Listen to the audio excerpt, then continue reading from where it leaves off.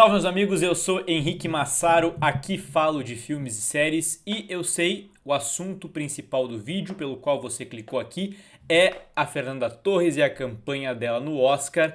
E não se preocupe, isso não é um clickbait, eu vou te entregar esse assunto nesse vídeo aqui e não vou nem ficar enrolando. Se tu clicou só para saber disso, é só clicar na linha do tempo aqui no vídeo e ir especificamente para esse assunto e fim de papo. Mas, claro, esse vídeo aqui, de sexta-feira, como eu estou tentando fazer já uma tradição aqui no canal, é um vídeo para ser mais completo, para a gente falar sobre tudo o que rolou no mundo do audiovisual, dos filmes e séries ao longo da semana. As principais notícias. O rolo de filme, como eu acho que eu vou começar a chamar esse quadro aqui. Eu vou falar sobre vários assuntos, a Fernanda vai estar no fim. Você não precisa esperar para assistir, é só clicar e ir direto para esse assunto, caso só ele te interesse, mas eu quero dizer que essa é uma conversa que, se você gosta de cinema, de séries, ela é bem legal como um todo. O vídeo é muito mais legal assistido na íntegra. Eu vou falar sobre vários assuntos que eu acho que merecem a cobertura do canal, que me interessam e eu acredito que podem interessar vocês também. Então, fica o convite para assistir, para a gente conversar muito sobre o que rolou no mundo do entretenimento nessa semana que está chegando ao fim aí de 14 de fevereiro, nessa sexta-feira. Então, fiquem ligados e vamos conversar muito sobre filmes e séries. O primeiro assunto que eu gostaria de trazer para a pauta aqui do canal hoje é uma das séries que eu mais gosto dos últimos anos, que é Euphoria. Série com a Zendaya, Sydney Sweeney, enfim, um grande elenco, série da HBO. E que ela tem uma particularidade, as temporadas demoram bastante para sair, os atores e atrizes envolvidos estão se tornando grandes estrelas de cinema, acredito que isso também dê um delay grande na série, mas a HBO liberou um first look, uma primeira imagem, e literalmente uma imagem da terceira temporada, que é essa imagem aí da Rue Bennett, personagem da Zendaya, olhando para a câmera. A temporada 3 começou a sua produção recentemente, não tem uma data de lançamento ainda. A produção começou faz pouco tempo e, assim, praticamente 3 anos depois de sair a segunda temporada, que foi em 2022. A gente já tem algumas mudanças que vão acontecer ao longo da temporada. Por exemplo, coisas óbvias, né? Primeiro, a Barbie Ferreira, a atriz, já disse que não vai voltar, que, né, se desvencilhou da produção. E uma outra questão foi que o ator que fazia o Fesco, o Angus Cloud, morreu em julho de 2023. Era um personagem com uma certa relevância dentro da série e vamos ver como que eles vão adaptar a série com relação a isso, tá? Um ponto que é importante a gente falar, e é por isso que eu não estou trazendo esse assunto só porque a primeira imagem da temporada saiu, mas porque existem mudanças que vão acontecer ao longo da terceira temporada de Euphoria. Algumas mudanças consideráveis vão acontecer, mas a gente pode dizer que certas confusões estão tomando conta dos bastidores, tá? Por exemplo, o Sam Levinson, que é o criador, o showrunner da série, tem controle total sobre o que acontece em Euphoria. A Zendaya é produtora executiva, mas quem manda na parada é o Sam Levinson. Ele anunciou ainda em 2023 algumas coisas que ele estava pensando. Por exemplo, ele queria fazer um salto temporal de 4 a 5 anos desde o fim dos acontecimentos da segunda temporada. O que, segundo a Variety apurou na época, não teria agradado muito a Zendaya, não gostou muito das ideias dele, deu sugestões e tal, e eles foram alterando as coisas juntos porque o controle, de novo, é do Sam Levinson. Aí ele apresentou uma nova ideia de roteiro, que dessa vez não agradou a HBO. Ele queria fazer a Rue Bennett, não sei como exatamente, se tornar uma investigadora particular. E a HBO não curtiu essa ideia. A Zendaya também teria proposto uma nova ideia, que é de fazer a Rue ser uma personagem barriga de aluguel para alguém na temporada. E para mim, isso é um sintoma de que talvez a série esteja saindo um pouco dos trilhos. A segunda temporada não agradou todo mundo, eu gostei bastante, mas ela não teve o mesmo prestígio da primeira temporada. E agora sim, esse monte de conflito de ideias, essas ideias meio estranhas para a série, e a demora também. E o fato dos atores, atrizes estarem envolvidos com outros projetos gigantescos me dá a sensação de que talvez possa se estar perdendo a mão com relação a essa série, que eu, de novo, acho incrível e é uma pena. O próprio Sam Levinson chegou a ser cogitado tirar ele do projeto, a HBO chegou a ventilar essa possibilidade, nada confirmado, enfim. querendo ou não, temos a imagem aí, uma primeira imagem da terceira temporada, sabemos que vai rolar de um jeito ou de outro. Manifesto aqui a minha preocupação com o que pode acontecer com Euforia. Avançando a nossa pauta, queria trazer aqui um segundo ponto. Eu falei lá no meu Instagram, por sinal, se vocês não me seguem, me sigam, que um dos filmes que eu mais aguardo esse ano é Mickey 17, Mickey 17, que é o novo filme do Bong Joon-ho, o diretor de Parasita, que 6 anos praticamente depois do filme que venceu o Oscar e tal, um filme de, né, coreano, revolucionário lá, anunciou, vai ter aí o seu novo grande projeto. Esse filme teve uma estreia já na quinta-feira em Londres. Ele vai passar também no Festival de Berlim, que está acontecendo ao longo desse mês, mas ele teve a sua primeira exibição em Londres. As críticas, assim, eu dividi com vocês, assim, quando é um filme que eu espero muito, eu quero eu mesmo fazer o meu material sobre ele e tal, eu não leio críticas antes e tal, gosto de ir com a visão bem independente, não quero ser influenciado, mas eu acabo lendo coisas que saem, assim, muito pontuais. Por quê? As críticas estão embargadas, ou seja, os críticos não podem publicar esse material até sábado agora, mas já puderam dar as primeiras impressões. E elas foram bastante positivas com relação ao filme. Por exemplo, a IndieWire, tá? Disse que fiquem tranquilos, Bong Joon-ho ainda é muito bom em fazer filmes. Outro crítico, o Eric Davis, da Fandango, disse que o filme é absolutamente insano e elogiou a primeira metade como tremenda, antes da narrativa se transformar em algo mais poderoso e atual no clássico estilo do Bong Joon-ho. Então, vários críticos estão dando primeiras impressões muito boas. O Adam McKay, por exemplo, que é roteirista e diretor de filmes como A Grande Aposta, Não Olhe para Cima, também adorou o filme. Ele elogiou, chamou a produção de uma alegoria perfeita para o estágio infernal do capitalismo em que estamos agora. Então, uma vibe, pelo menos enquanto temática, muito parecida com Parasita. Mickey 17, tá, é baseado num romance chamado Mickey 7, do Edward Ashton, que vai trazer o Robert Pattinson no papel principal, né? Vivendo um descartável. Esse é um filme bem distópico, bem ficção científica, bem loucão mesmo, pelo tudo que indica. Ele vai ser um recruta que é enviado para missões fatais de colonização de um planeta, num planeta de gelo. E esses caras, recrutas que são enviados, eles são reimpressos, né? Eles são recriados. E ele, de fato, ele nesse caso vai ser a versão 17 desse personagem. A maioria desses seres que são refeitos, eles vêm com as memórias intactas, né? Com a maior parte das memórias intactas. E esse personagem do Robert Pattinson vai ser a versão 17 de um desses recrutas descartáveis. Vai ter, enfim, outros grandes nomes, Steven Yeun, indicado ao Oscar, vai estar, Toni Collette também. Enfim, é um filme que eu realmente estou aguardando muito. Ele vai ter a estreia na Coreia do Sul ainda em fevereiro, 28 de fevereiro, e chega em março para sua estreia nos Estados Unidos. Tá? Existiu uma preocupação com relação ao corte final do Mickey 17, porque a Warner Bros. Ajustou essa data de lançamento algumas vezes.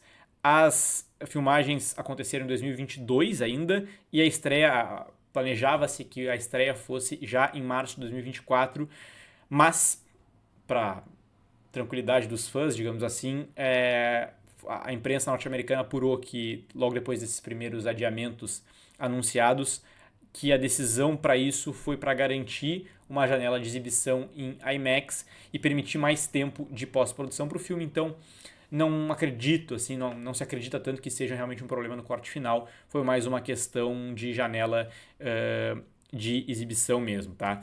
Então, só ajustando a data, 27 de fevereiro estreia na Coreia do Sul e nos Estados Unidos no dia 7 de março.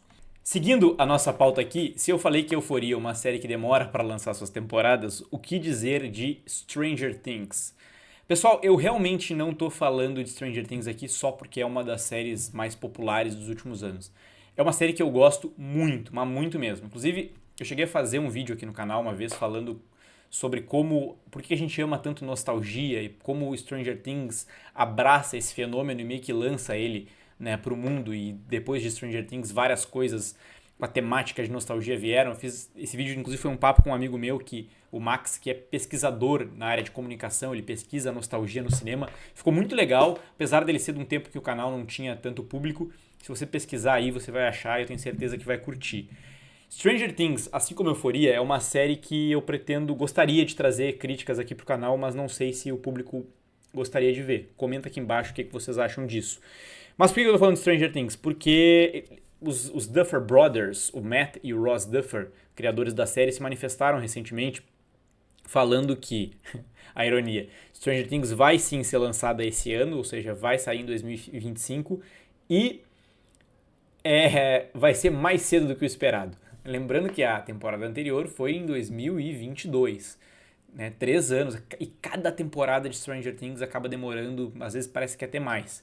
Mas eles aparentemente estão com a produção bem adiantada no cronograma, e um deles até brinca, né? Dizendo que é raro para nós isso, mas a gente está adiantado. E de fato vai ser a última temporada da série, 8 episódios, ainda não se sabe se vai ser tudo numa vez só, ou se vão ser divididos em 2 partes, como teve na temporada anterior. Eu sinceramente, sou um cara que eu gosto de maratonar tudo quando eu posso, tá?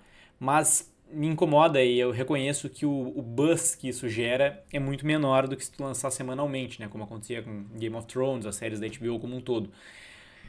Ainda mais em casos assim, que se demora tantos anos para conseguir lançar uma temporada e aí a gente assiste às vezes num dia só. Então, enfim, fica essa questão, como que vai ser feito esse lançamento, né? Eles chegaram a dizer que, a princípio, vão ser 8 filmes de grande orçamento. A temporada passada se destacou por isso. Cada episódio era como se fosse um filme em termos de tamanho, storytelling e produção mesmo, assim, efeitos especiais e tal. Então, eu fico muito pensando o que eles estão planejando, o que vai vir nessa última temporada. Eu estou realmente bem empolgado. E eu quero dizer também, essa entrevista, esses depoimentos que eles deram, já deixa muito claro que, óbvio, Stranger Things deu muito dinheiro e vai continuar dando. Eles destacam, não, essa história acabou, a gente não vai mexer mais nesses personagens, mas com esperança vão surgir novos personagens, jogos de videogame, enfim. Vai virar uma franquia que vai dar muito, muito dinheiro ainda. Óbvio que eles não vão parar. E eu costumo torcer o nariz pra esse tipo de coisa, mas algumas produções e alguns spin-offs me chamam muito a atenção como funcionar perfeitamente. Better Call Saul, por exemplo, de Breaking Bad, que eu acho perfeito, genial. Tem vídeos sobre Better Call Saul aqui no canal. E agora Pinguim, né? Spin-off do filme do Batman, que pra mim é melhor que o filme do Batman, o filme de 2022. Então, vai saber o que vai acontecer com Stranger Things, o que tá reservado aí pro futuro. Um último ponto, tá? Antes da gente falar sobre o tema principal do vídeo, Harry Potter, outra série que está chamando atenção aí, a sua produção, deve ter o lançamento da série no ano que vem, 2026, e o que eu quero chamar atenção nesse vídeo é como cada semana novos atores são especulados para interpretar os papéis icônicos ali da saga do bruxo, né? O último ator a ser especulado aqui, ser considerado como um dos favoritos, é o John Lithgow, o John Lithgow, que fez Conclave agora, já fez diversas produções. Ele é, por exemplo, o pai do Barney de How I Met Your Mother. Vocês vão lembrar disso. É um ator bem já renomado, muito conhecido da indústria. Ele está sendo cogitado para fazer o Dumbledore. Alguns outros nomes já foram cogitados para fazer o diretor de Hogwarts, né? O Mark Rylance, por exemplo, que recentemente fez Até os Ossos, né? O filme com o Timothée Chalamet, um ator, enfim, Ponte de Espiões, o Bom Gigante Amigo, ele chegou a ser cogitado. O Richard Harris, o Michael Gambon, foram nomes considerados para interpretar o Dumbledore. E agora o James Lithgow foi especulado e, segundo o Deadline, né, que é um dos principais veículos que cobre Hollywood, e aparentemente a reação dos fãs foi positiva, assim, ele foi um nome aprovado. Eu acho que ele tem um pouco dessa figura acalentadora, assim, do Dumbledore, pode ser que funcione. Outros nomes que têm surgido, Brett Goldstein de Ted Lasso e de Falando a Real, foi cogitado para fazer o Hagrid, apesar de ele ser um cara muito baixinho, eles usando ali as próteses e tal, eles conseguem fazer ele virar um gigante. Eu acho que ele tem esse ar meio peludo, assim, do Hagrid que pode funcionar. E um nome que me chamou muita atenção nos últimos dias, tem sido muito falado, é o do Cillian Murphy, né? Vencedor do Oscar por Oppenheimer, ator de Peaky Blinders, para ser o Voldemort. Eu não sei se vocês enxergam ele como Voldemort, mas eu lendo essas notícias eu comecei a enxergar ele imediatamente como aquele que não pode ser nominado. Então, assim, a gente precisa destacar que grandes nomes estão surgindo, né? E nomes que estão muito em alta e tal. E essa série que a Warner está produzindo vai realmente ser uma produção gigantesca. Inclusive, a primeira temporada vai ser toda voltada, pelo que está se noticiando, vai ser toda voltada para o primeiro livro, vai ser toda para a Pedra Filosofal. Então a gente vai ver riqueza de detalhes que a gente não via nos filmes, e isso num momento muito especial, né? Que é esse momento que a gente vive hoje, em que as séries e os filmes quase que não existe mais fronteira entre uma coisa e outra quando a gente fala de produção, de dinheiro para fazer. O público de séries hoje é enorme e eu acho que o momento é o melhor possível para que se faça uma adaptação, uma série de algo tão consagrado como é Harry Potter. Então eu tô... Primeiras notícias que eu vi sobre isso, eu meio que torci o nariz, agora eu já tô realmente bem empolgado. Chegando então finalmente para o nosso tema principal, Fernanda Torres. Ela deu entrevistas recentemente, ela não para de aparecer em veículos importantes de Hollywood. Eu já falei que ela se tornou queridinha de Hollywood, ela é realmente uma sensação. Pelo jeito dela, pelo talento dela, óbvio, mas ela está se tornando assim, queridinha da América do Norte, porque cada aparição dela, ela acaba conquistando mais gente, todas as entrevistas até agora têm sido assim, e ela está promovendo muito o filme também, ela está fazendo muito bem esse papel de campanha. Ainda Estou Aqui é favorito hoje a vencer o Oscar de melhor filme internacional, e ela vem ali nos calcanhares da Demi Moore. Qualquer vacilada da Demi Moore, a Fernanda Torres vai abocanhar esse prêmio, eu tenho quase certeza, assim, né? Hoje a Demi Moore ganharia, mas eu acho que essa é uma surpresa que dá vontade de apostar. Ela falou, por exemplo, várias coisas nessas entrevistas, como ela gostaria de fazer uma vilã dos filmes de James Bond, como ela se vê em Hollywood daqui pra frente, que ela pretende seguir morando no Brasil, mas que isso não impede ela de ter uma carreira em Hollywood, depois, né, na esteira do que aconteceu com Ainda Estou Aqui.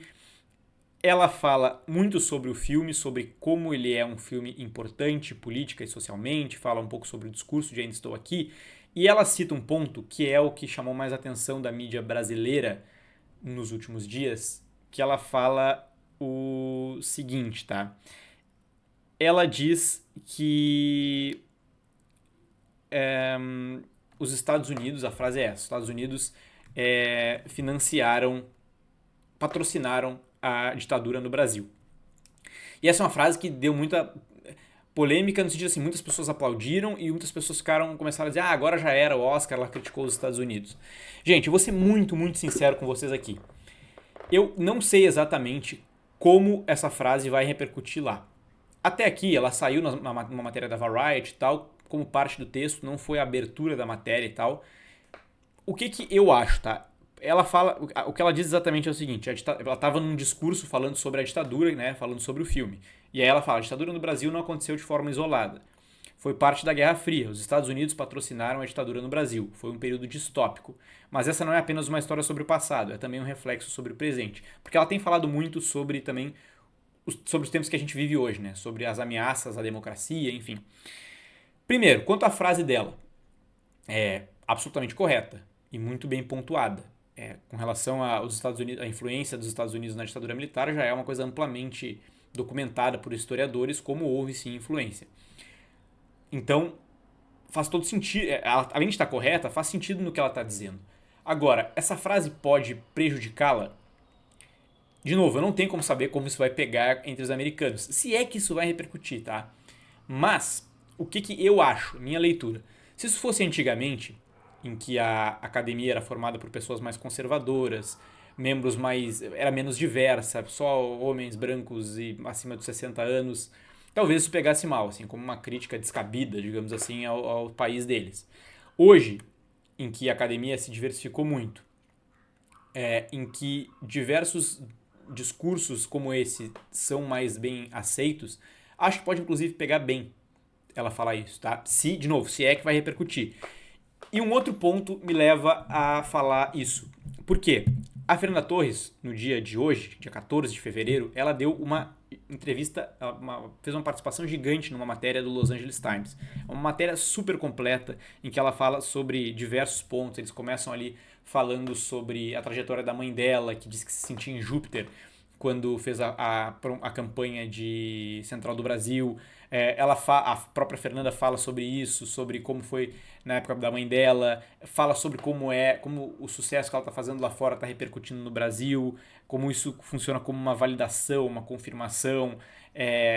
Fala diversas coisas nesse sentido. A matéria fala sobre como os brasileiros ainda até hoje cobram a academia pela Fernanda Montenegro não ter vencido o Oscar em 99. É uma matéria gigante, tá? E nessa matéria, o próprio Los Angeles Times fala o seguinte: vou ler a frase para vocês. Com os Estados Unidos e outros países enfrentando ameaças reais ao regime democrático, Torres acredita que a resistência paciente, porém incansável, de sua personagem, a Eunice Paiva, pode servir de modelo para superar ideologias retrógradas e governos opressores. Por que eu estou citando essa frase? Porque o próprio Los Angeles Times coloca isso. Porque os Estados Unidos hoje vivem de novo no governo Trump. E, obviamente, a maior parte das pessoas ligadas ao cinema, à arte, são avessas ao atual governo. E que é considerado uma ameaça à ordem das coisas, democrática, enfim. Então, ela falar isso, atribuir, ainda mais com um embasamento histórico, essa influência dos Estados Unidos na ditadura pode, inclusive, pegar bem, eu acho. Tá? Pode soar bem nesse momento de reflexão em que a gente pensa tanto sobre democracia. De novo, isso é a minha leitura, tá? É a minha interpretação de tudo isso,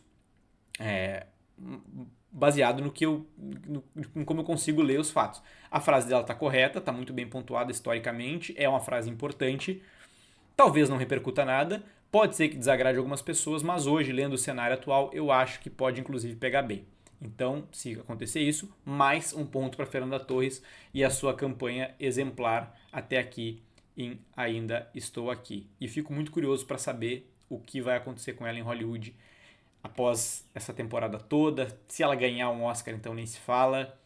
A gente pode conversar sobre isso num próximo vídeo, inclusive. Comentem aqui embaixo o que vocês acham. Era isso que eu tinha para dizer hoje. Até o próximo vídeo e tchau.